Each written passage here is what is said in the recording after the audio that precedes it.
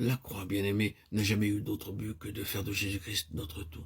Et je vous le demande bien, à vous qui savez quelque chose de cette expérience-là, n'est-il pas vrai que le tunnel par lequel le Seigneur vous a fait passer, la manière dont il a appliqué la croix dans votre vie, vous a fait devenir une même plante avec lui par la conformité à sa mort et vous avez place dans son tombeau?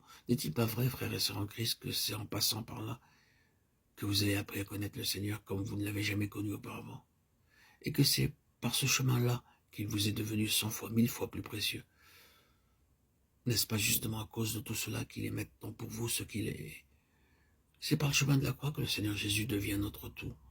Nous savons bien que notre principal ennemi, c'est nous-mêmes, notre chair. Ah, cette chair, elle nous donne aucun repos, aucune paix, aucune satisfaction, pas de bonheur de son côté. Elle nous obsède, elle nous encombre, elle se pavane à travers notre chemin et nous enlève toute la joie de vivre.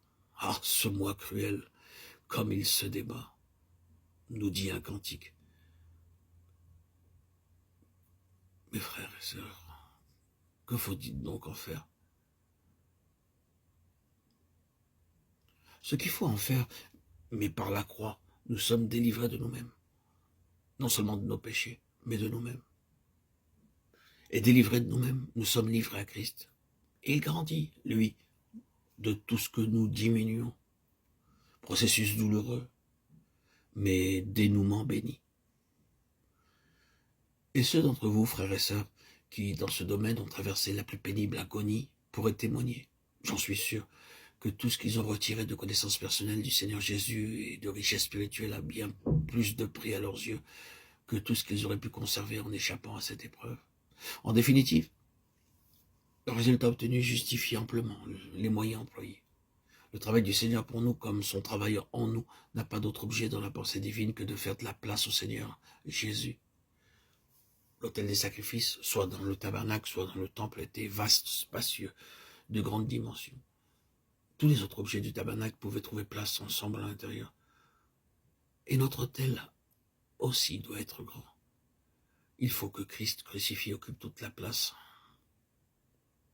Il faut qu'il remplisse tout et qu'il devienne la plénitude de toutes choses. Alors, il n'y aura plus de place pour nous.